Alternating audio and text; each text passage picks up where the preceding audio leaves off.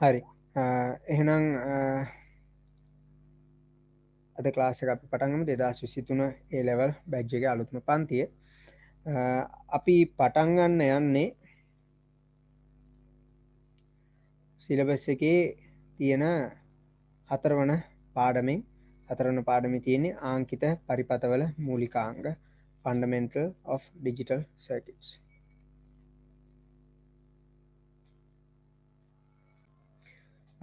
නම් ආංකිත පරිපථවල මූලිකාංග අපි ඒක බලමු.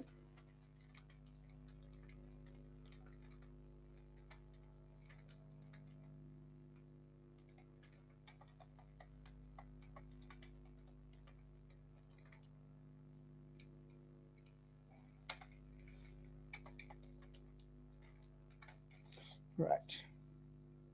ඉතින් එහෙනම් දැන් මේ ආංකිත පරිපථවල මූලිකාංග ගැන කතා කරනකොට මම හැමතිස්සෙම පටන් ගන්නෙ මෙන්න මේ උදාහරණයෙන්. මොකක්ද උදාහරණය? අපි බලමු. දැන් මෙතනදී ගොඩාක්ම බහුලවම මේ පාඩමේදී කතා වෙන්නේ විදුලිය ගමන් කරන ආකාරය පිළිබඳව, විදුලිය පාලනය කරන ආකාරය පිළිබඳව අන්නේ සම්බන්ධව තමයි ගොඩාක්ම අපි මේ පාඩමේදී කතා කරන්නේ. දැන් මේකෙදී තව ටියුට් එකක් ලැබෙන්න තියෙනවා. ඒ තමයි එදා මෙදා තුල ලොජික් ගේට්ස් වල එහෙම නැත්නම් මෙන්න මේ පාඩමේ ආපු සියලුම ප්‍රශ්න සහිත ටියුට් එකක් තියෙනවා. ආකෘති ප්‍රශ්න සහ past papers questions. අන්න ඒකේ මේ ටියුට් එකක් තියෙනවා. ඒකත් මම ඔයගලන්ට කියන්නම් කවදද ගන්න ඕනේ කියලා ආයතනෙ. ඊට අමතරව මේ පාඩම ඇයි මේ පාඩමෙන් පටන් ගත්තේ? මේකේ විශේෂත්වයක් තියෙනවා. මේ පාඩමෙන් මම හැම විටම පටන් ගන්නේ ඕගලන්ගේ A level paper එක O level paper එක වගේ නෙමෙයි දරුවෝ. A level paper එක second paper එක කොටස් දෙකක් තියෙනවා. A level දෙවන paper එකේ පළවෙනි paper එකේ MCQ ප්‍රශ්න 50ක් තියෙනවා. දෙවන paper එකේ දෙවන paper එක කොටස් දෙකකට බෙදලා තියෙන්නේ. කොටස් දෙක මොකද්ද? second paper එක කොටස් දෙකකට බෙදලා තියෙන්නේ. ඒ කොටස් දෙක තමයි එකක් A කොටස කියලා අපි හඳුන්වනවා. ඕක කියනවා ව්‍යුහගත සියලුම ප්‍රශ්න වලට උත්තර ලියන්න ඕන. අනික එක තමයි B කොටස. B කොටස අපි කියනවා රචනා පේපර් එක, essay පේපර් එක. ඒකේ තෝරාගත් ප්‍රශ්න 4කට උත්තර ලියන්න ඕන. O level වගේ පළවෙනි ප්‍රශ්නේ අනිවාර්ය නැහැ. නමුත් රචනා පේපර් එකේ සෑම ප්‍රශ්නයකටම ලකුණු 15ක් තියෙනවා. ඒකේ හම්බ වෙන පළවෙනිම ප්‍රශ්නය තමයි මෙන්න මේ ප්‍රශ්නය. මෙන්න මේ ලොජික් ගේට් ප්‍රශ්නය. රචනා පේපර එකේ හම්බ වෙන පළමු ප්‍රශ්නය තමයි ලොජික් ගේට් ප්‍රශ්නය. සෑම විටම එහෙමයි. ඕක ආරම්භක දවස්වල ඉඳලම ඔන්න ඔය විදිහේ තමයි යන්නේ. පළවෙනිම ප්‍රශ්නය ලොජික් ගේට්ස් වලින් අහලා තියෙන්නේ. ඉතින් හරියට කරොත් ලකුණු 15ක් නිකම්ම ලබා ගන්න පුළුවන් අවස්ථාවක් තියෙනවා. මේ ප්‍රශ්නය සම්පූර්ණයෙන්ම ගත්තාම MCQ ප්‍රශ්නත් එක්ක ලකුණු 18ක් 19කට ආසන්නයෙන් ගන්න පුළුවන් ප්‍රශ්නයක්. ඉතින් මේක හරියටම කරොත් ලකුණු 15ක් ගන්න බැරි වුණොත් 14ක් හෝ 14කට හෝ යන්න පුළුවන් හරියටම. ඉතින් අන්න ඒකයි මේකේ තියෙන විශේෂත්වය. ඊට කලින් තියෙන පාඩම් මේ දත්ත නිරූපණය කියන්නේ O level වල නම් අපි ඒක දන්නේ සංඛ්‍යා පද්ධති කියලා. සංඛ්‍යා පද්ධතිය වලින් ප්‍රධාන ප්‍රශ්නයක් ඇවිල්ලා නැහැ. ලකුණු 15ක ප්‍රධාන ප්‍රශ්නයක් ඇවිල්ලා නැහැ.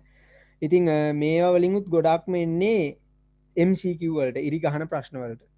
ඕගලන්ට හම්බෙන පළමු ප්‍රධාන ප්‍රශ්නය තමයි ලකුණු 15ක ප්‍රධාන ප්‍රශ්නයක් තමයි මේ තියෙන්නේ.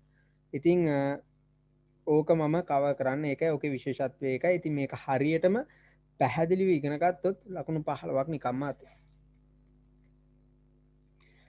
එහෙනම් අපි මේ පාඩමේ වෙන්නේ මොකක්ද කියන එක බලමු. ඒ සඳහා මම උදාහරණයක් ගන්නවා මෙන්න මේ ආකාරයට. මොන හරි නොතේරෙන තැනක් තියෙනවා නම් කියන්න. අපි බලමු ලොකු ශාලාවක් තියෙනවායි කියලා. දැන් අර පන්ති කරන ශාලාවල් වගේ. ඒකේ මොකද වෙන්නේ? පන්ති ටිකක් වැඩිපුර කරන්න කියලා මේ බිත්ති බැඳලා වෙන් කරනවා. මේ ශාලාවල් වලට අපි නම් කරමු.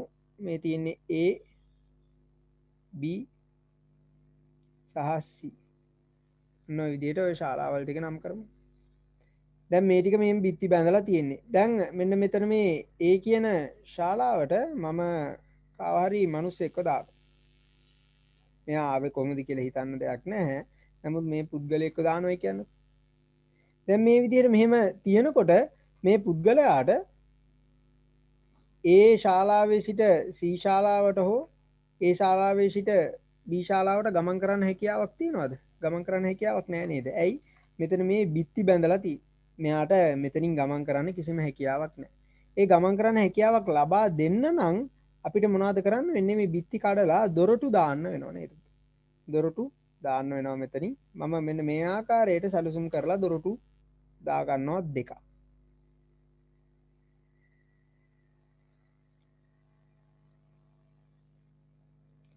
මේ ආකාරයට දොරටු දෙකක් දාගන්න.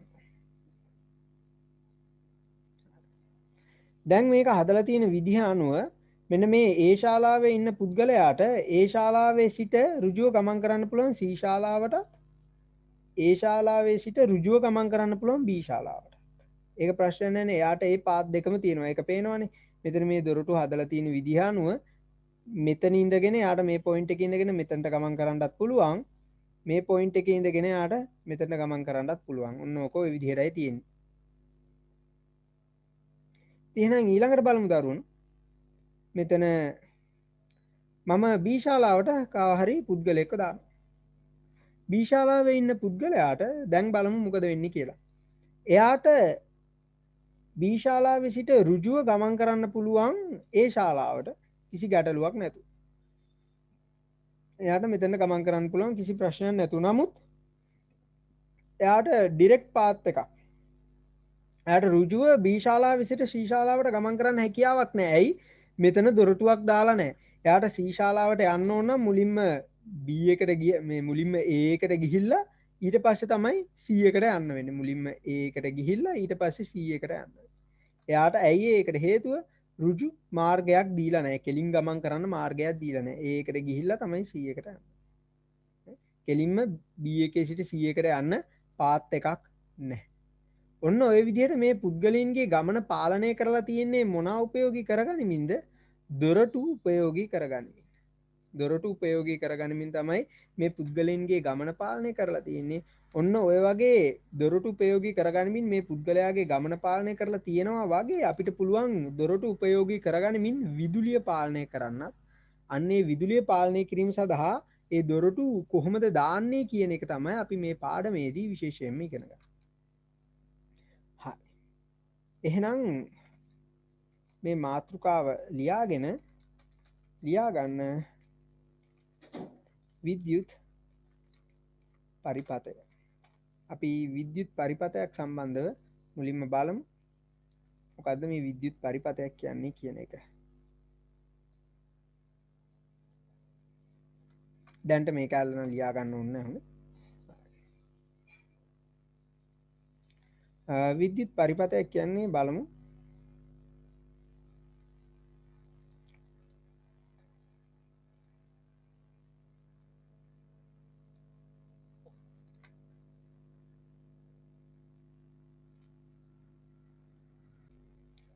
මේ තියෙන විද්‍යුත් පරිපථයක්. දැන් මෙතන වියලි කෝෂයක් තියෙනවා. එහෙම නැත්නම් බැටරි එකක් තියෙනවා.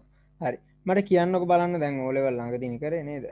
මේ මට කියන්නකො බලන්න බැටරි එකක මොන අග්‍රයේ ඉඳලා මොන අග්‍රයටද විදුලිය ගමන් කරන්නේ?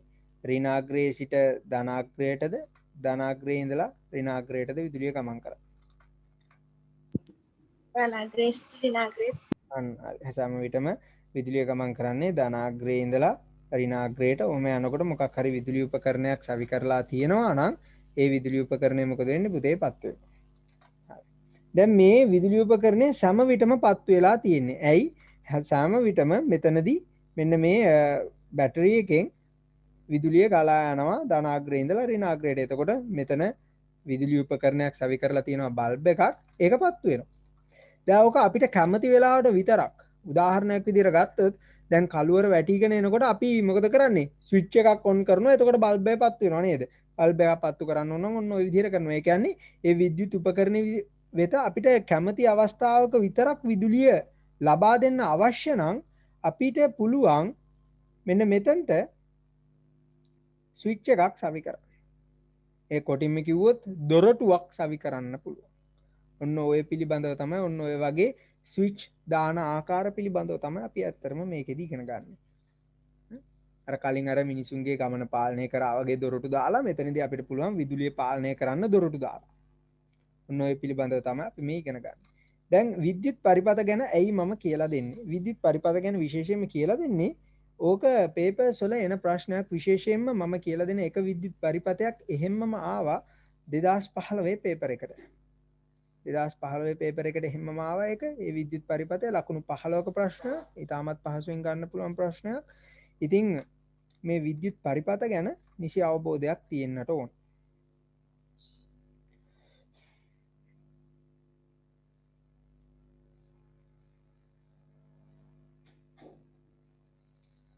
මෙතනදී අපි බලමු දැන් මේ විදිහට ස්විච් එකක් සවි කරලා තියෙනවා. මේ විදිහට ස්විච් එක සවි කරලා තියෙනකොට මෙතනින් විදුලි ධාරාව යනවා. නමුත් එයාට මොකද වෙන්නේ? මෙතනින් එහාට යන්න බෑ. මෙතනින් එහාට යන්න බෑ කියන්නේ බල්බ් එකට විදුලිය ගමන් කරන්නේ නැහැ. බල්බ් එකට විදුලිය ගමන් කරන්නේ නැහැ කියන්නේ බල්බ් එක පත් වෙන්නේ නැහැ කියන එකයි. දැන් මේ වගේ අවස්ථාවක් අපි හඳුන්වනවා ඕෆ් කියන අවස්ථාව. ඕෆ් කියන අවස්ථාව අපි නිරූපණය කරන්නේ බිඳුව කියන අගයෙන්. බිඳුව කියන අගයෙන් නිරූපණය කරන්නේ මොන අවස්ථාවද? ඕෆ්. ඕෆ් කියන්නේ මොකද්ද එතකොට? දැන් මේ ස්විච් එක ඔස්සේ බලන විදුලිය ගමන් කරන්නේ නැහැ. ඉතින් ඕෆ් කියන අවස්ථාවෙන් නිරූපණය කරනවා එක දෙයක් විදුලිය ගමන් නොකරන අවස්ථාවක්.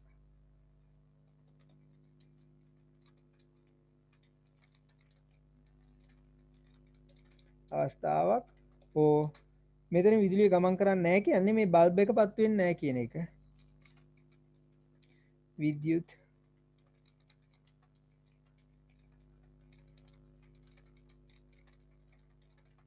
විද්‍යුත් උපකරණයක් ක්‍රියාත්මක නොවන අවස්ථාවක් අපි නිරූපණය කරනවා මෙන්න මේක.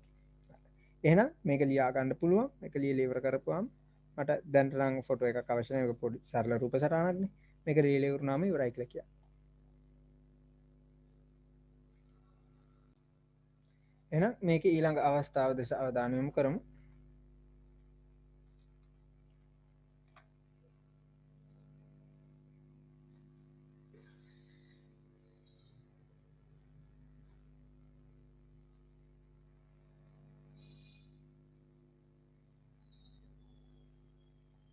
ඊළඟට තියෙනවා මෙන්න මේක අපිට ස්විච් එක මොකද කරන්නේ මෙහෙම තියෙන ස්විච් එක අපිට පුළුවන් පහළට දාන්න.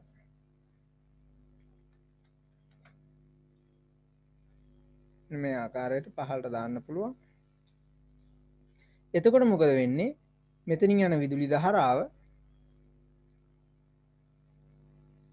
මේ ස්විච් එක ඔස්සේ ගමන් ගන්න පුළුවන් දැන් යාට. ස්විච් එක ඔස්සේ ගමන් කරලා මෙන්න මේ බල්බ් එක විදුලි උපකරණය ඔස්සේ ගමන් කරනවා ඍණාග්‍රයට. මතක තියාගන්න විදුලි උපකරණය ඔස්සේ ගමන් කරා කියලා විතරක් මදි. ඕක ඍණාග්‍රයට යන්නත් ඕන. මොකද සමහරලාට MCQ වල එහෙම මේ හරියෙන් ස්විච් එකක් දාලත් අහනවා මොකද වෙන්නේ කියලා. එතකොට මෙන්න මෙතනින් ගියා ඍණාග්‍රයට ගමන් කරනවා. ඍණාග්‍රයට ගමන් කරනකොට මොකද වෙන්නේ පුතේ? බල්බ් එක පත්තු වෙනවා. ඉතින් මේ වගේ අවස්ථාවක් අපි නිරූපණය කරනවා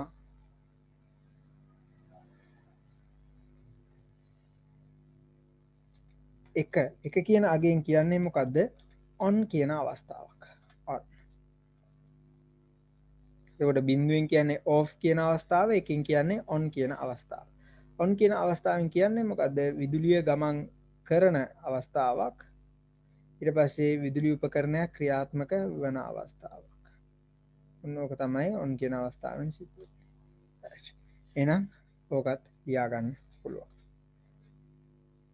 මෙතනින් විදුලිය ගමන් කරනවා ඍණාග්‍රයට කිසි බාධාවකින් තොරව ස්විච් එකකින් යනවා.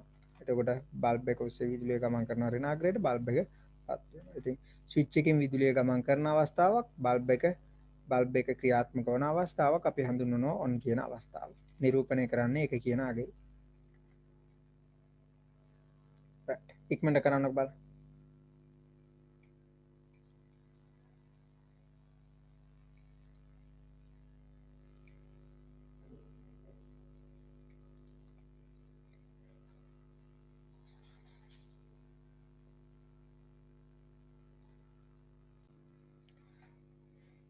දැන් මෙතන අපි දාලා තියන්නේ එක ස්විච් එකක් පමණයි. දැන් ඔය වගේ අපිට ස්විච් රටා එක එක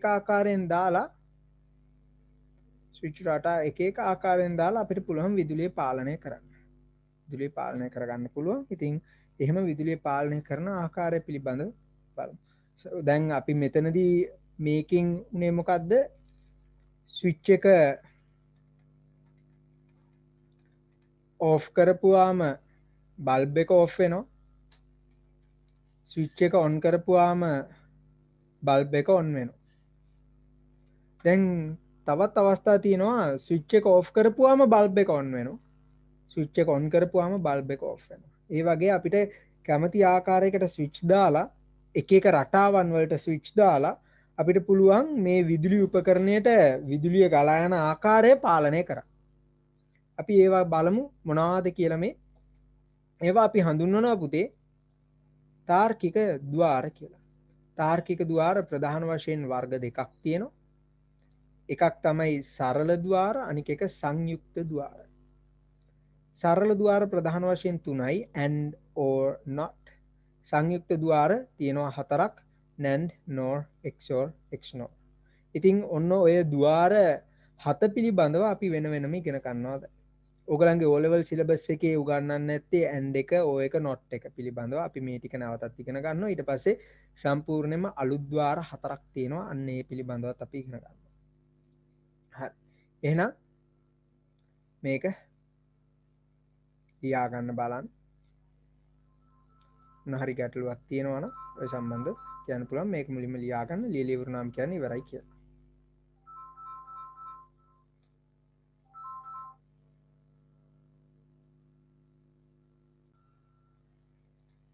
අනුමාත්‍රිකාවක් එහෙනම් ලියාගමු. සරල ద్వාර. සරල ద్వාර යටතේ ලියා ගන්න AND ద్వාරය. ඒක වරහන් තුල ලියා ගන්න බූලීය ගුණ කිරීම.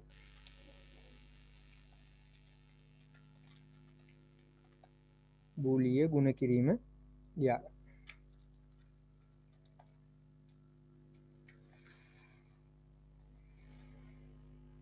මේක මාතෘකාවක්. මේක යටතේ AND ద్వාරය බූලීය ගුණ කිරීම. එහෙනම් අපි මුලින්ම බලමු AND ద్వාරයේ තියෙනවා මුලින්ම අපි විද්‍යුත් පරිපථ දෙස අවධානය යොමු කරමු. AND ద్వාරයේ විද්‍යුත් පරිපථය.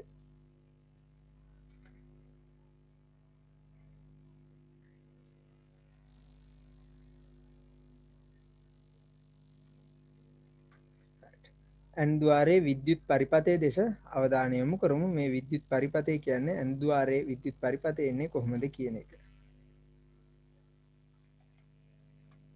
මෙන්න මේ ආකාරයෙන් තමයි AND ద్వාරයේ විද්‍යුත් පරිපථය එන්නේ. මෙතන ස්විච් දෙකක් තියෙනවා. ඔය ස්විච් දෙක අපි කියනවා ශ්‍රේණිගතව සම්බන්ධ කරලා තියෙන්නේ කියලා. ශ්‍රේණිගතව සම්බන්ධ කරලා තියෙනවා කියන්නේ මේ බලන්න මේකට පස්සේ අනික් එක. අන්න ඒ විදිහට තමයි තියෙන්නේ. මේක හරහා තමයි ඊළඟ ස්විච් එකට යන්න ඕන.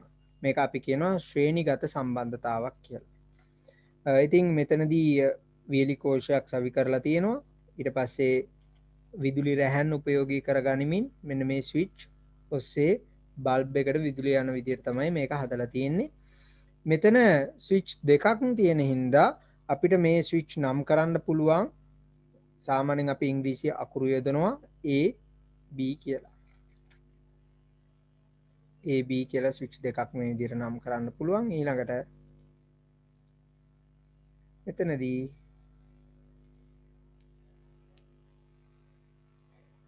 මෙන්න මේ ස්විච් මේ ආකාරයෙන් අපිට කියන්න පුළුවන්. මේවා තව විදිහකින් හඳුන්වනවා. ඒ තමයි ආදාන එහෙම නැත්නම් ඉන්පුට්ස් කියලා අපි හඳුන්වනවා. ඒ පිළිබඳව මම විස්තරයක් කරන්නම් ඉස්සරහට. ආදාන ඉංග්‍රීසියෙන් ඉන්පුට්ස්.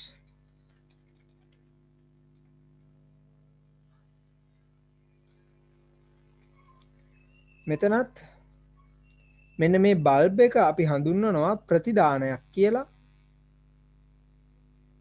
ඒක ඉංග්‍රීසියෙන් අපි හඳුන්වනවා අවුට්පුට් එකක් කියලා. ප්‍රතිදානය අවුට්පුට්. එහෙනම් ඕක ලියා ගන්න පුළුවන්. මේක ඇඳ ගන්න. මේකේ බල්බේ ක්‍රියාත්මක වෙන අවස්ථා ගැන අපි ඊළඟට කතා කරමු. මේක ඇඳගෙන ඉන්නාම කියන්නේ.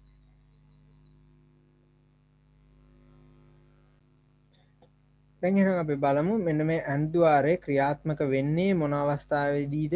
එහෙම නැත්නම් මේ ඇන්දුආරේ උපයෝගී කරගනිමින් මේ විදුලි උපකරණය ක්‍රියාත්මක කරවන්න පුළුවන් මොන අවස්ථාවේදීද කියලා අපි බලමු.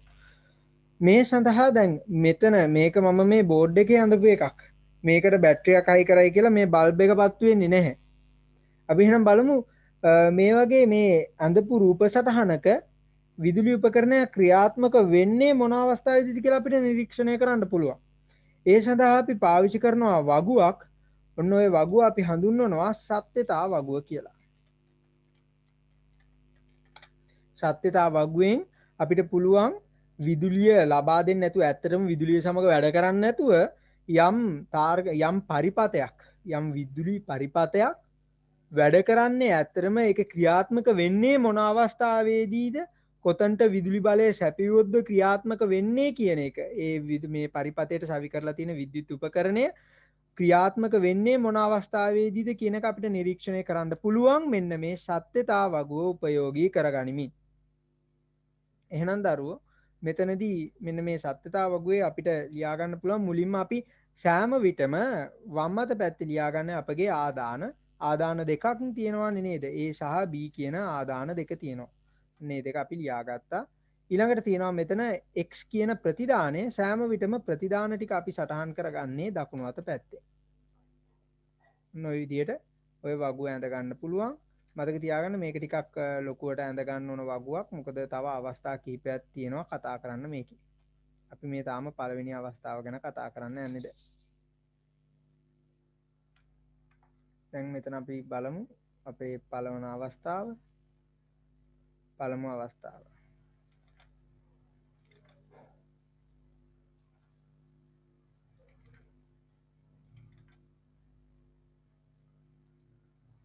පළමු අවස්ථාවේදී බලන්න ඒ ස්විච් එක මොන විදිහටද තියෙන්නේ? ඔන් එකේද ඔෆ් එකේද තියෙන්නේ ඒ කියන ස්විච් එක?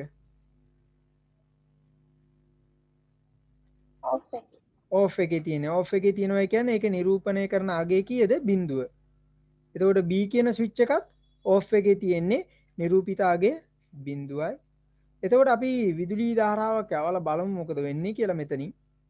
මෙතනින් යන විදුලි ධාරාව මෙයාට මෙතනින් එහාට යන්න හැකියාවක් නැහැ. මෙතනින් එහාට යන්න බෑ කියන්නේ බල්බ් එකට විදුලිය යන්නේ නැහැ. බල්බ් එකට විදුලිය යන්නේ නැහැ කියන්නේ බල්බ් එක ක්‍රියාත්මක වෙන්නේ නැහැ. ඒ කියන්නේ බල්බ් එක තියෙන්නේ ඕෆ් කියන අවස්ථාවේ. එතකොට බල්බ් එක අපිට ගන්න පුළුවන් ඕෆ් කියන අවස්ථාවේ නිරූපණය කරන අගය මොකද්ද? බිඳුව. මෙතන අපිට ලියා ගන්න පුළුවන් බිඳුවයි කියලා.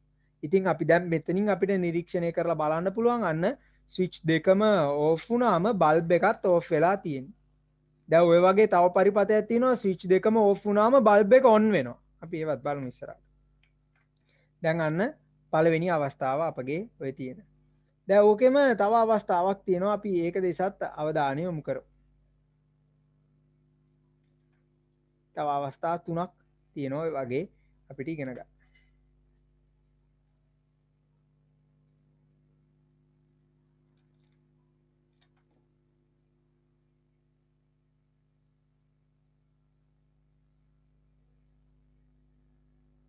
ඒ අවස්ථාව බලමු කොහොමද කරගන්නේ කියලා.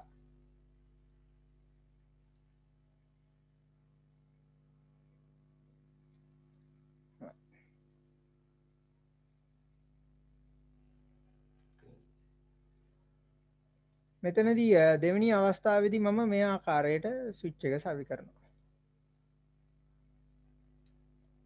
මේ ආකාරයට සවි කරනවා දෙවෙනි අවස්ථාවේ. දැන් ඉන්නේ අපි දෙවෙනි අවස්ථාවේ.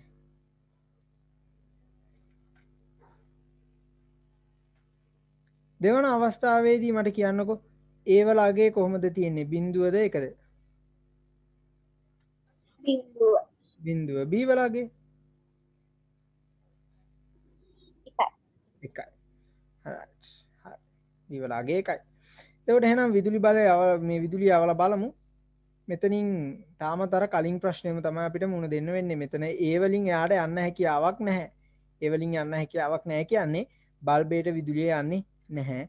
එතකොට මොකද වෙන්නේ? බල්බ් එක පත්තු වෙන්නේ නැහැ. බල්බ් එක ඕෆ් අවස්ථාවේ තියෙන්නේ. ඔන්න තියෙනවා ඔය අවස්ථා දෙක. පළමු සහ දෙවන අවස්ථාව.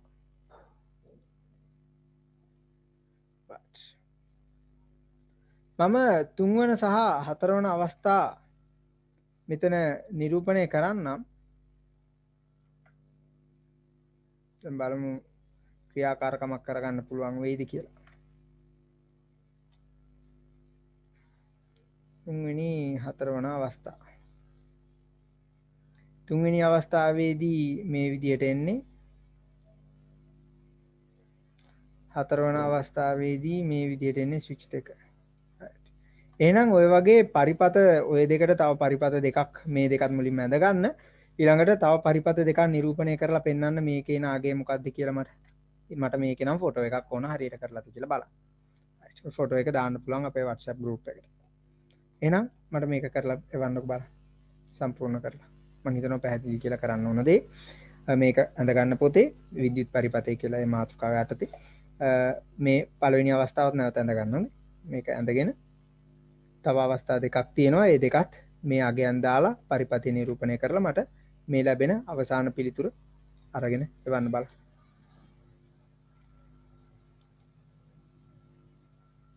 හරි.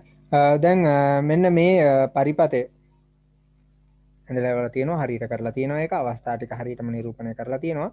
මේ පරිපතය නිරීක්ෂණය කරපුවාම අපිට දැක ගන්න පුළුවන් මොකද්ද ස්විච් දෙකම එක කියන අවස්ථාවේ ස්විච් දෙකම ඔන් එකේ තිබ්බොත් පමණයි අපේ විදුලි උපකරණය ක්‍රියාත්මක වෙන්නේ.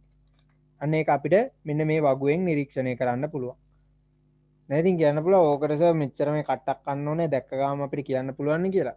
නමුත් සමහර විදුලි පරිපත තියෙනවා ඕක දැක්ක ගාම කියන්න බෑ මොන අවස්ථාවේද පත් වෙන්නේ කියන එක. ඒ සඳහා ගොඩක් වෙලාවට මේක ඇඳලම බලන්න වෙනවා. මේ අපි තාම පළවෙනි අවස්ථාවේ ඉන්නේ නේද? පටන් ගත්ත විතරයිනේ. ඒකයි මම මෙච්චර මෙහෙම සරල හේකින් පටන් ගත්තේ. එහෙනම් දැන් අපි බලමු මෙන්න මේ පරිපතේ තියෙන අවස්ථා හතර කොටින්ම කිව්වොත් මේ විද්‍යුත් පරිපතේ තියෙන අවස්ථා හතර එක සංකේතයකින් අපිට නිරූපණය කරන්න හැකියාවක් තියෙනවා. එක සංකේතයකින් නිරූපණය කරන්න හැකියාවක් තියෙනවා. අපි බලමු කොහොමද ඒකේ සංකේතය එන්නේ කියලා. එහෙනම් ලියා ගමු and ద్వාරයේ සංකේතය.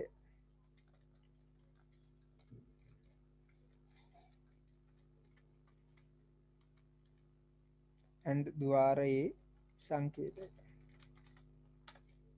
and මේක and එක කැපිටල් ගත්තා නම් හොඳයි ඔක්කොම. and ద్వාරයේ සංකේතය. and ద్వාරයේ සංකේතය එන්නේ මේ ආකාරයට.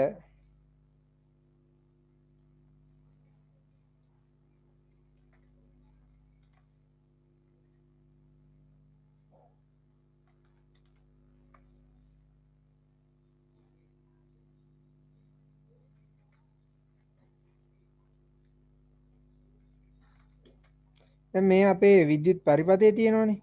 ඔන්න ඔය විද්‍යුත් පරිපතේ දෙස පොඩක් අවධානය යොමු කරන්න. මේකේ මේ ආදාන දෙක තියෙනවා.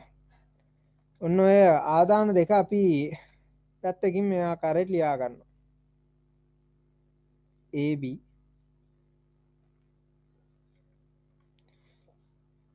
මේ ආදාන දෙක පැත්තකින් ලියා ගත්තා. ඊළඟට අර අපේ නිර්මාණය ඉහත නිර්මාණය කරගත් අවස්ථා හතර නිරූපණය කිරීම සඳහා දැන් මෙතන ඔක්කොම කලින් මෙන්න මේ විදුලි රැහැන් මේ තියෙන මේ ලයින් එක මෙන්න මේ විදුලි රැහැන් අපිට මේ ආකාරයෙන් ගන්න පුළුවන්.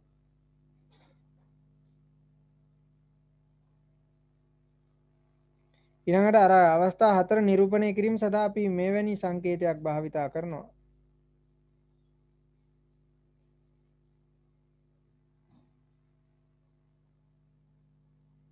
ඔය වගේ සංකේතයක් අපි පාවිච්චි කරනවා. ඒකට මෙතන අපේ තියෙන්නේ x. මෙතන තමයි බල්බ් එක තියෙන්නේ. එහෙනම් අපි බලමු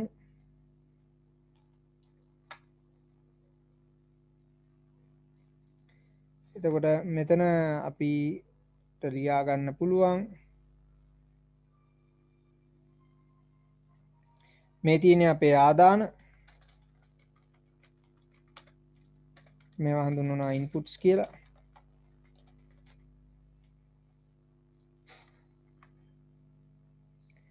මේ තියෙන අපේ ප්‍රතිදානය.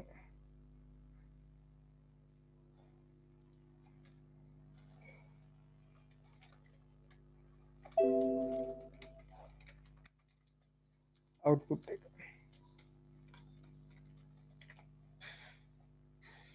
ඔන්න ආකාරය තමයි ඔය සංකේතය තියෙන්නේ. හරි. එහෙනම් ඔකත් ඇඳ ගන්නකො දරු.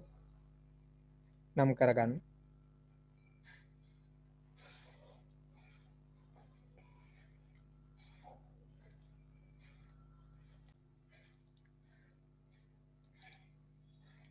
දැන් කලින් පරිපතයේදී අපි ස්විච් මාරු කර කර තමයි ඒකේ ප්‍රතිඵලය මොකක්ද කියන එක හරියටම ගත්තේ. දැන් මෙතනදී එහෙම මාරු කරන්න කියලා ස්විච් එකක් නැහැ. එතකොට කොහොමද අපි මේකේ පිළිතුර ලබා ගන්නේ? දැන් මම ඔයාලට මුලින්ම කිව්වා AND ద్వාරය කියන්නේ මොකද්ද? වරහන් ඇතුළේ ලියාගන්න කිව්වා බූලිය ගුණ කිරීම කියලා. AND ద్వාරය බූලිය ගුණ කිරීම කියලා වරහන් ඇතුළේ ලියාගන්න කිව්වා.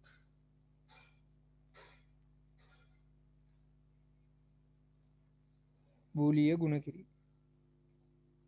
ඉතින් ඔන්න ඔය ගණිත කර්මය පාවිච්චි කරලා තමයි අපිට මේකේ අවසාන පිළිතුර දැන් හොයාගන්න වෙන්නේ. මොකද ස්විච් මාරු කරන්න හැකියාවක් නැහැ. අපි එහෙනම් බලමු මේකේ දැන් මේකටත් මේකේ පිළිතුර ලබා ගන්නත් අපිට සත්‍යතා වගුවක්ම තමයි පාවිච්චි කරන්නට වෙන්නේ. අපි එහෙනම් බලමු මේකේ සත්‍යතා වගුව හදාගන්නේ කොහොමද කියලා දැන්. මෙතනදී කලින් වගේ ස්විච් මාරු කරන්න විදිහක් නැහැ. ඒකින්ද සත්‍යතා වගුවේ අගයන් ලබා ගන්න අපි යම් සූත්‍ර ටිකක් භාවිතා කරනවා. දැන් මේ සූත්‍ර ඇත්තටම කටපාඩමින් දැනගෙන ඉන්න ඕනේ නැහැ පුතේ. නමුත් මේ සූත්‍ර ටික මම කියලා දෙන්නේ දැන ගැනීම පිණිස. මේක මෙහෙම වෙන්නේ ඇයි කියන එක කියලා දීම සඳහා තමයි මම ওই සූත්‍ර ටික කියන්නේ. ඔක කටපාඩමින් දැනගෙන සිටීම අනිවාර්යය නැහැ. නමුත් දැනගෙන සිටීම වැදගත්. එහෙනම් සත්‍යතා වගුවක් ඇඳගමු මුලින්ම. සත්‍යතා වගුව හදාගන්න නම්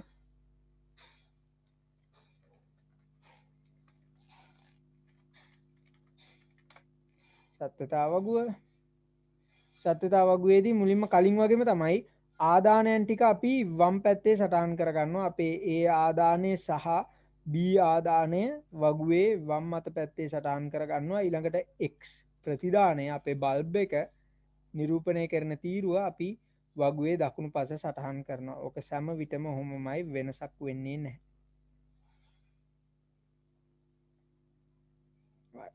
ඊළඟට දැන් බලමු අපි වගුවේ පේලි කීයක් එන්න ඕනාද කියලා. දැන් වගුවේ තීරු ටික හරි. දැන් ඊළඟට අපි බලන්න ඕන වගුවේ පේලි කීයක් එන්න ඕනාද කියලා. මේ වගුවේ පේලි කීයක් එන්න ඕනද කියලා බලන්න ඕන. අපි යන්න ඒ පිළිබඳව පොඩ්ඩක් දැන් අවධානය යොමු කරමු.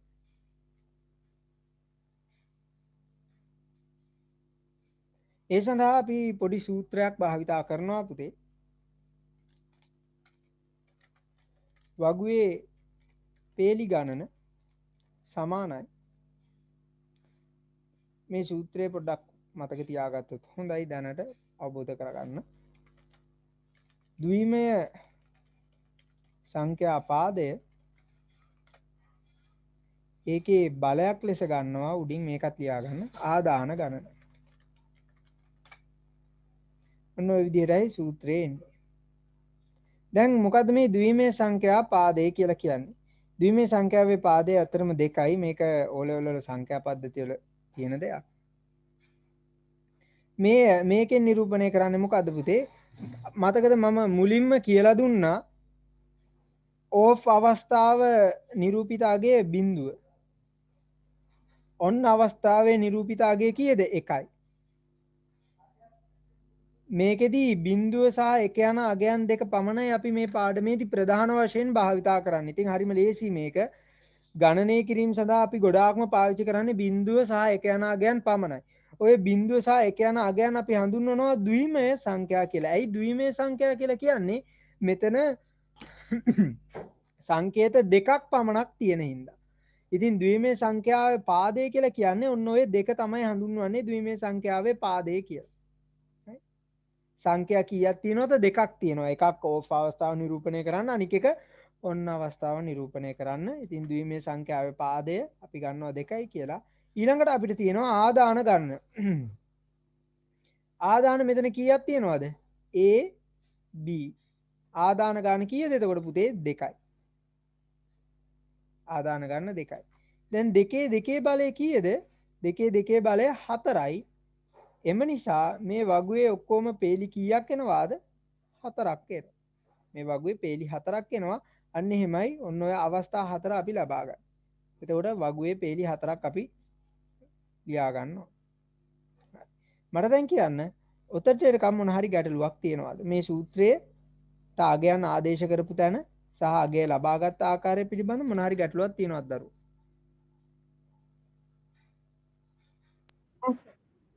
ගැටලුවක් තියෙනවා. මොකද්ද ගැටලුව? නෑ සර් ගැටලුවක් නෑ. හරි.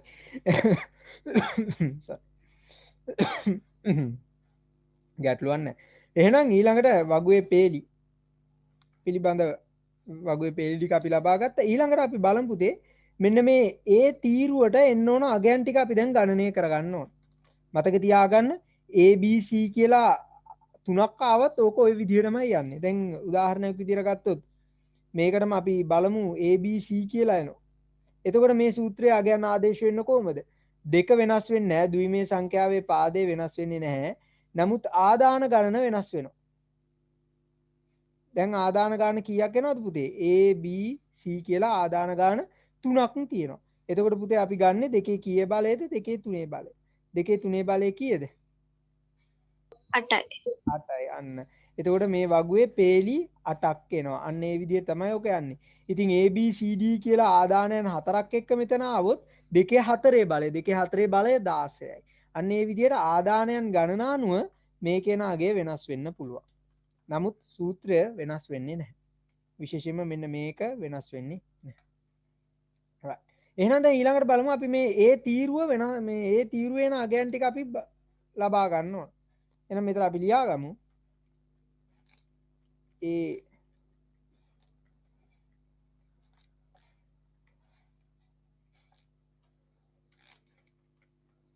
ආදානයේ දැන් මේක මම කලින් කිව්වා වගේ පුතේ බිඳුව සහ එක පමණයි මේ වගුවේ පාවිච්චි කරන්නේ අපි.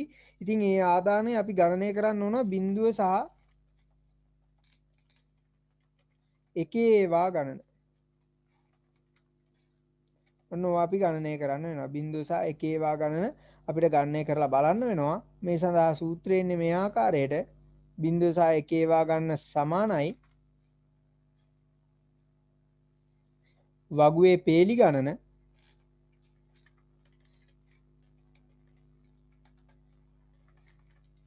වගුවේ පේලි ගණන අපි බෙදනවා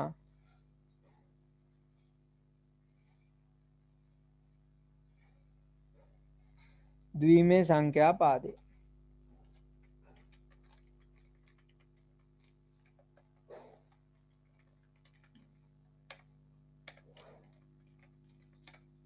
ඔන්න ඔය විදිහට ඔය සූත්‍රය එන්නේ. ඉතින් එහෙනම් මේකට දැන් අගයන් ආදේශ කරලා බලමු. වගුවේ පේලි ගාන අපි කලින් හොයාගත්තනේ කීයද පුතේ? 4 නේද? වගුවේ මේ ද්විමේ සංඛ්‍යා පාදයට අපි දන්නවා ද්විමේ සංඛ්‍යා පාදේ කීයද? 2යි. එතකොට 4 2කින් බෙදපුවාම කීයක් ලැබෙනවද පුතේ? අපිට පිළිතුර 2යි ලැබෙන්නේ. 4 2කින් බෙදපුවාම 2යි. එතකොට ඒකෙන් ඔය කියන්නේ මොකද්ද?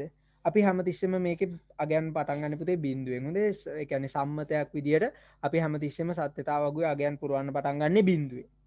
අපි සංඛ්‍යා වුණත් ගණනය කරන්න පටන් ගන්නේ බිඳුවෙන්නේ. ඉතින් ඒ ආදානේ බිඳුවේ ඒවා දෙකක් සටහන් කරගන්න කියලා ඒ කියන්නේ. ඒ ආදානේ ඒ කියන්නේ ඒ තීරුවේ මුලින්ම ඒ තීරුවේ බිඳුවේ ඒවා කීයක් සටහන් කරගන්න ඕනද? දෙකක් සටහන් කරගන්න ඕන. ඉතින් එහෙනම් ඒ තීරුවේ අපි මුලින්ම බිඳුවේ ඒවා දෙකක් සටහන් කරගමු. ඕක ඉවරුණාට පස්සේ දැන් බිඳුව සටහන් කරලා ඉවරයිනේ. ඊළඟට කියනවා මොකද්ද? ඒ ආදානේ එකේ ඒවා දෙකක් සටහන් කරගන්න. ඒකට ඒ ආදානේ අපි එකේ ඒවාත් දෙකක් සටහන් කරගමු. ඔන්න ඔය විදිහටයි ඕකේ ආගයන් එන්නේ. ඔහොමයි ඕකේ ආගයන් එන්නේ. ඔතනට එනකම් මොන හරි ගැටලුවක් තියෙනවාද?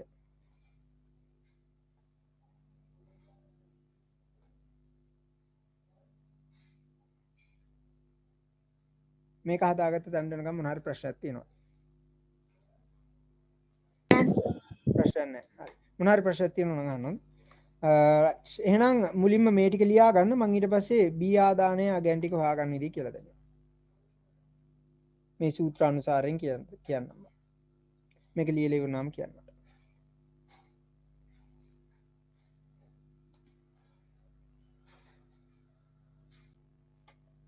එහෙනම් B ආදානය කොහොමද එන්නේ කියලා බලමු.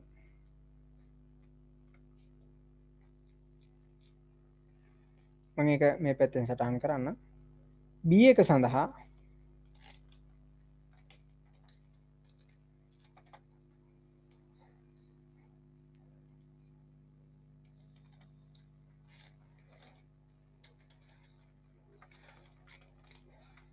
B ආදානයේ බිඳුව සහ එකේ වා ගණන. B ආදානයේ බිඳුව සහ එකේ වා ගණන සමානයි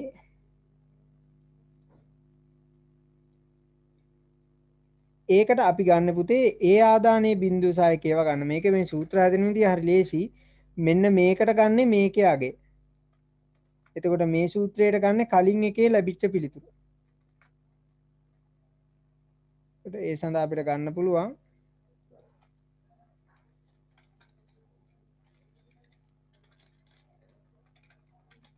ඒ ආදානයේ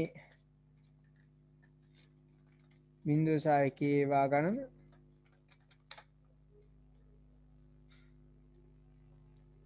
ඒක අරගෙන බෙදනවා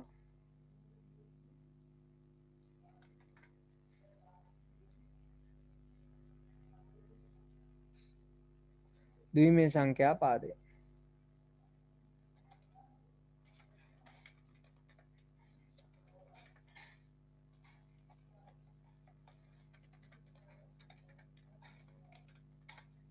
ද්විමේ සංඛ්‍යා පාදයෙන් ඔක අරගෙන ගන්න.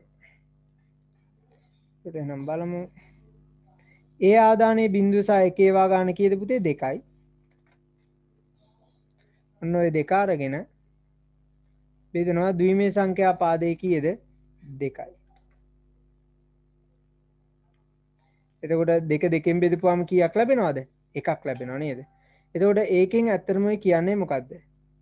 B ආදානයේ බිඳුවේවා එකක් සටහන් කරගන්න කියලායි කියන්නේ. එතකොට අපිට පුළුවන් මෙතන මේ B තීරුවේ බිඳුවේවා මුලින්ම එකක් සටහන් කරගන්න. ඊළඟට කියනවා B ආදානයේ එකේවා එකක් සටහන් කරගන්න කියලා. එතකොට B ආදානයේ එකේවා එකක් සටහන් කරගත්තා. දැන් තව පේලි දෙකක් හිස්. එතකොට මොකද කරන්නේ? ආපහු මුලින් ඉඳලා අපි පටන් ගන්නවා. මුලින්ම දැන් මේක අනාකාරයේ පැහැදිලිව කරගත්තා නම් හරි මෙතන තියෙන්නේ එකයිනේ අපිට ලැබෙනාගේ. එතකොට ඒකෙන් කියන්නේ මොකද්ද? B ආදානයේ බිඳුවේවා මුලින්ම අපි හැමතිස්සෙම පටන් ගන්න බිඳුවෙන් බිඳුවේවා එකක් මෙතනින් සටහන් කරගත්තා. ඒක ඉවර වුණාට පස්සේ එකට යනවා. එකේවා කීයද? 1යි. ඊට පස්සේ ආයි මොකද කරන්නේ? ආපහු මුලින් ඉඳලා පටන් ගන්නවා. බිඳුවේවා 1යි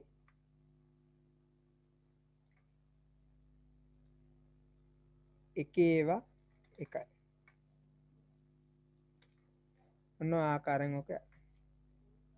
එහෙනම් අපි බලමු මෙතනදී දැන් ඊට පස්සේ දැන් උතනින් ඉවරයිනේ ආදාන ටික. දැන් x වල අගය ලබා ගන්නේ කොහොමද කියලා බලමු. දැන් මම අර මුලින් කිව්වා වගේ පුතේ මේකෙදි මොකද්ද කියන්නේ?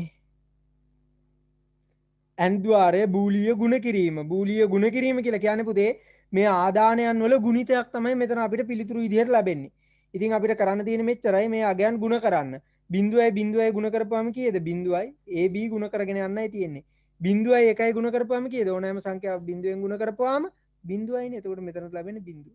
එකයි බිඳුවයි ගුණ කරපුවාම බිඳුවයි. එකයි එකයි ගුණ කරපුවාම එකයි. දැන් අන්න පුතේ අපිට අර සර්කිට් එකෙන් අර විද්‍යුත් පරිපතෙන් ලැබිච්ච පිළිතුරම මෙතනත් ලස්සනට ලැබෙනව නේද? ඔන්න ඔය විදිහටයි එන්නේ. ඉතින් මෙතන මේ දෙකේ ගුණිතයක් ලබා ගත්ත හින්දා අපිට මෙන්න මේ x සමානයි x වෙනුවට අපිට ලියා ගන්න පුළුවන් පුතේ. අපි මේ x වල අගය ලබා ගත්තේ මොනවා කරලාද? AB ගුණ කරලානේ.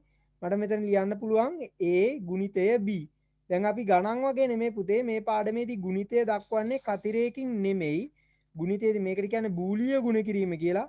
ඩොට් එකකින් තමයි ගුණිතය නිරූපණය කරන්නේ. ඩොට් එකකින්. ගොඩක් කට්ටිය ඩොට් එකක් ලියන්නේ නැහැ. නමුත් මේ ඩොට් එක ලියන්න මොකද ඉදිරියේදී අර සුළු කිරීම කියලා තියෙනවා. ඒකට මේක වැදගත් වෙනවා ගොඩක්. ඉතින් මේ තියෙන්නේ පුතේ මේ ඩොට් එකෙන් නිරූපණය කරන්නේ ගුණිතය.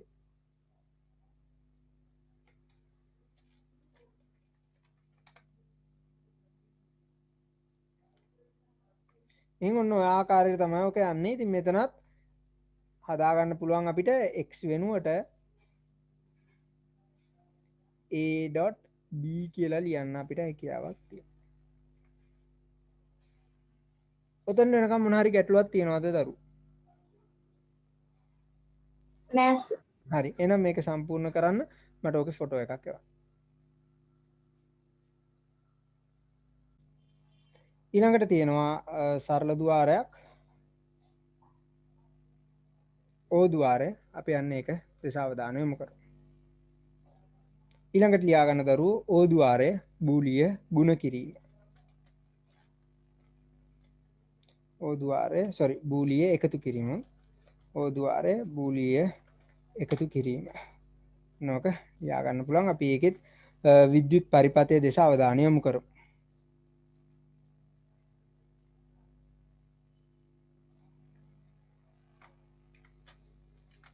මේකෙත් විද්‍යුත් පරිපථය දෙස අවධානය යොමු කරමු. මේකේ විද්‍යුත් පරිපථය තරමක් විශේෂයි. විද්‍යුත් පරිපථය යන්නේ මෙන්න මේ ආකාරයට.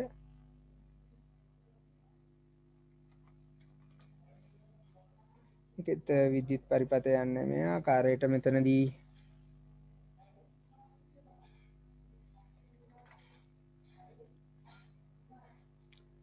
මෙන්න මේ ආකාරයට තමයි ස්විච් දෙක තියෙන්නේ. ආදානයන් දෙක තියෙන්නේ. ඔන්න මේ විදිහට. අපි මේක කියනවා පුතේ සමාන්තර ආකාරයට සවි කරලා තියෙන ස්විච් දෙකක් තමයි මේ තියෙන්නේ. සමාන්තර ආකාරයට. කලින් එක ශ්‍රේණිගතව. මෙතන සමාන්තර ලෙස යන්නේ. right? මුණ ගැහෙන්නේ නැති වෙන සමාන්තර ලෙස යන්නේ ස්විච් දෙක.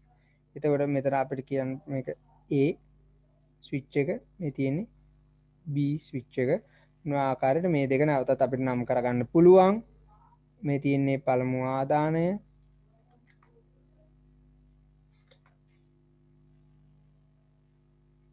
දෙවන ආදාන.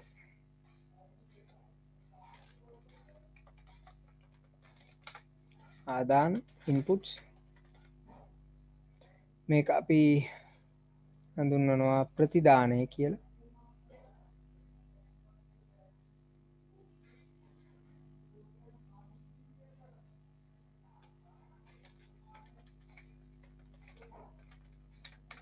නැත්නම් output. ඕක ලියා ගන්න. ඕක ලියලා ඉවරනම් කියන්නේ ඉවරයි කියලා. මේ තියෙන්නේ O ద్వාරයේ විද්‍යුත් පරිපථය.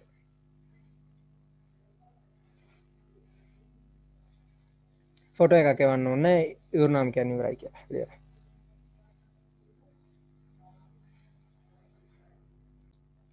එහෙනම් මේකෙත් අවස්ථා කිහිපයක් තියෙනවා ඉගෙන ගන්න. අපි ඒ අවස්ථා ටික බලමු කොහොමද එන්නේ කියලා.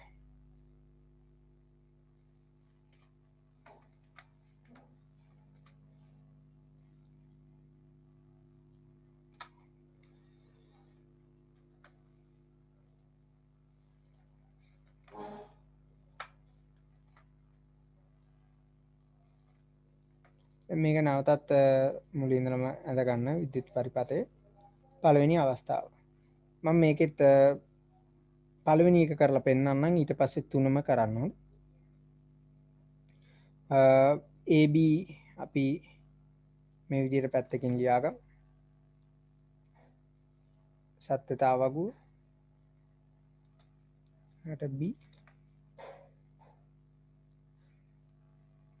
ඊට තියෙනවා X.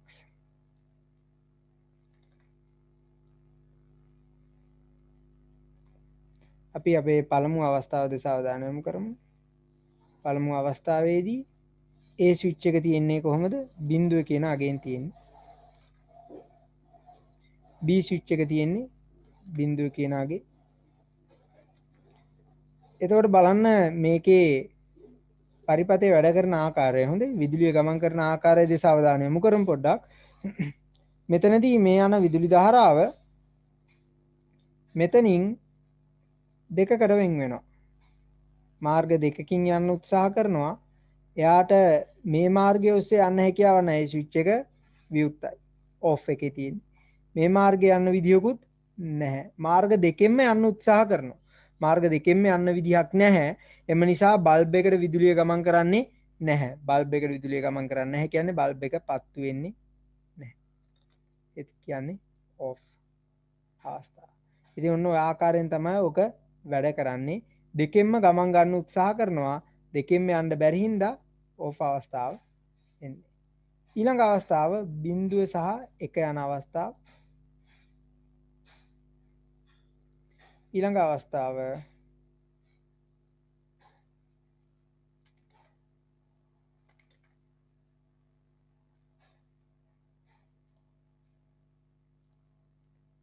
එක බිඳුව අවස්ථාව.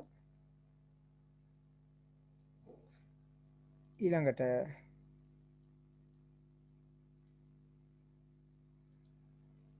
එක අවස්ථාව. right. එහෙනම් මේ පරිපතේ නැවත ඇඳගෙන සත්‍යතාව වගුව මේ පරිපත තව ඔයාලට පුතේ පරිපත 3ක් අඳින්න වෙනවා. ওই තුනේ මෙන්න මේ අගයන් නිරූපණය කරලා හරියට බලන්න අවසාන පිළිතුර ගන්න. කලින් වගේම තමයි. උත්සාහයක් දරන්න බලන්න මොන හරි ගැටලුවක් තියෙනවා නම් අහන්න. කලින් එක අර ඇන්ඩ් එකේ විද්‍යුත් පරිපතයන්ද අන්න ඒ වගේම තමයි මේකෙත් අඳින්න වෙන්නේ. අවස්ථා 3කට දැන් අඳින්න ඕන. පළවෙනි අවස්ථාව මම කරලා පෙන්නුවා. 2 3 4 කරන්න උත්සාහය දරන්න තනියෙන්. මේක හරියට කරලා තිනවා බොහොම හොඳයි. දැන් මම අර කලින් කිව්වා වගේ දරුවෝ මම සිස්ටම්ස් වගේක් ඩෙවලොප් කරලා තිනවා. මම ඇත්තටම මෘදුකාංග ඉංජිනේරුවෙක් මේ ටීචින් කරාට ජ්‍යෙෂ්ඨ මෘදුකාංග ඉංජිනේරුවෙක්. ඉතින් මම මේ වගේ පද්ධති නිර්මාණය කරලා තියෙනවා. ඒකෙන් එකක් තමයි මේ ඔන්ලයින් එක්සෑම් එක. ඔන්න ඕකට ගියාම ඕකේ ඕගොල්ලන්ට ගොඩාක් දේවල් තියෙනවා. ඒ කියන්නේ ප්‍රශ්න මම දාලා තියෙනවා. මේකේ නම් යූසර්නේම් පාස්වර්ඩ් වෙනම ඕනේ නැහැ. කැමති කෙනෙකුට ඕන වෙලාවක ගිහිල්ලා ගන්න පුළුවන්. මේකේ onlineexam.pgrpanadura.com කියන වෙබ් අඩවියට ගියා නම් හරි ෆෝන් එකෙන් යන්නත් පුළුවන් ගැටලුවක් නැහැ. මෙතන දැන්ට වළංගු ඊමේල් එකක් දාන්න කියලා තියෙනවා. වළංගු ඊමේල් එකක් ඕනේ නැහැ. ඇත්තටම ඔයාගේ නම දාලා @gmail.com කියලා දැම්මනම් හරි. එන ළඟට login කියලා ගියාම මේක ඇත්තටම ටෙම්පරරි වෙබ්සයිට් එකක්. මේට වඩා හොඳ එකක් මම දැන්ට හදාගෙන යනවා, ඩෙවලොප් කරගෙන යනවා. ඒකේ link එකත් මම කියන්නම්. ඊට පස්සේ මෙතන තියෙනවා papers කරන්න. එක ආකාරයේ විවිධ ආකාරයේ papers තියෙනවා. ඔයගලන්ට MCQ papers ඒවා කරලා බලන්න පුළුවන්. ඒවලෙම ඔයගලන්ට ලකුණු හම්බ වෙනවා. ඊට අමතරව මට බලා ගන්න පුළුවන් ඔයගලන්ගේ තත්ත්වය. ඉතින් මේ වගේ papers දැන්ට නම් කරන්න මං හිතන්නේ තව තියෙනවායි කියලා. නමුත් O level වල තියෙන දැන් මේවා නම් O level වල IT කරානේ. ඉතින් O level වල තියෙන content උත් තියෙනවා. ඉතින් මේක පොඩ්ඩක් ගිහිල්ලා බලන්න පුළුවන් කැමති නම්. ඊට අමතරව දැන් මම කිව්වා වගේ මෙතන MCQ විතරක්ම නෙමෙයි මේ පේපර් එකේ තියෙන්නේ.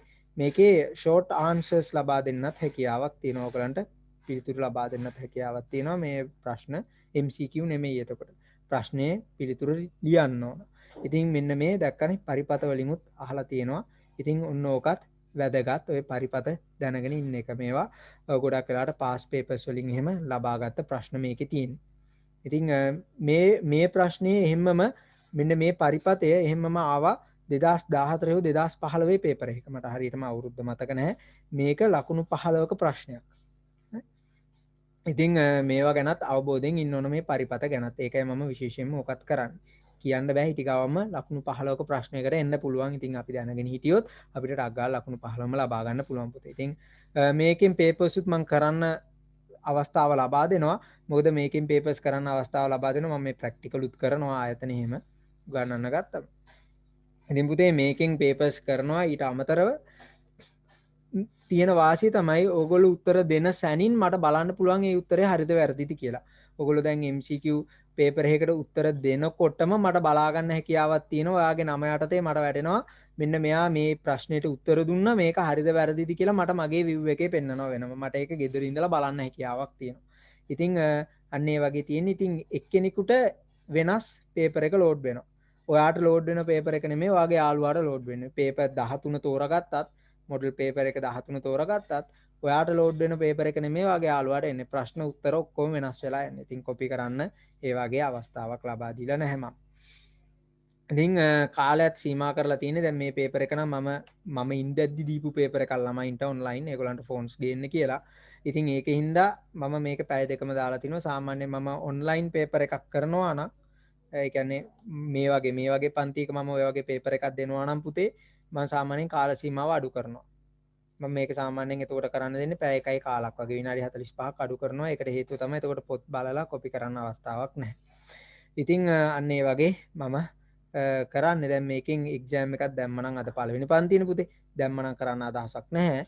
නමුත් ඉදිරියට මේ සිස්ටම් එක හරහා එක්සෑම් එකක් කරන්න බලාපොරොත්තුවක් තියෙනවා. දැම්ම නෙමෙයි. හොඳේ. තව ටිකක් ඉස්සරහට. දැන් මේක ගැන බය වෙන්න එපා. ඉතින් ඔන්න ඔය ආකාරයට තමයි තියෙන්නේ. එහෙනම් අපි මේකේ බලමු සංකේතය කොහොමද එන්නේ කියලා.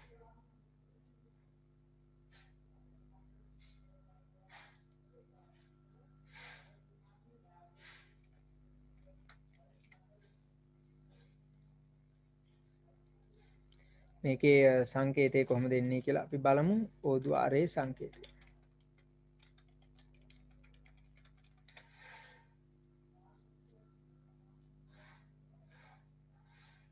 ඕද්වාරයේ සංකේතය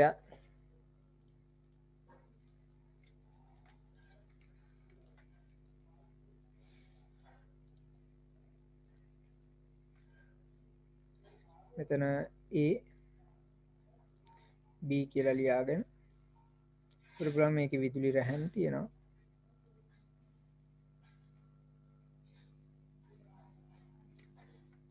මෙතන අපිට පුළුවන් මේකේ අර අවස්ථා 4 නිරූපණය කරන්න පුතේ. මෙන්න මේ ආකාරයේ සංකේතය තමයි අපි භාවිතා කරන්නේ.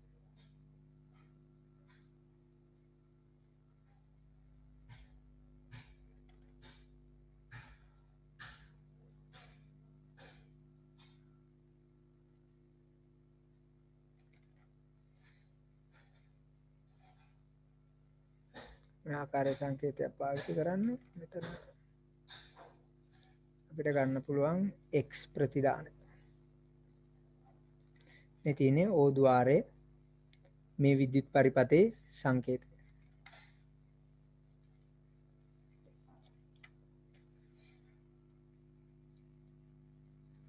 කොට මෙතන තියෙනවා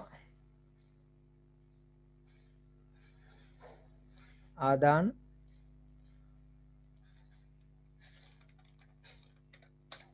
එක හඳුන්වනවා ඉන්පුට්. දැන් තියෙනවා ප්‍රතිදානය.